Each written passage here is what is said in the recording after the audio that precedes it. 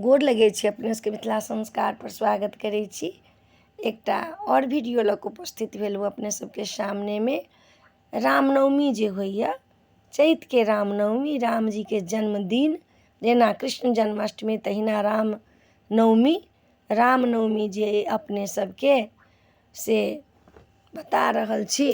रामनवमी अइ अपने सबके 6 तारीख के अपने सब रामनवमी मनाउ।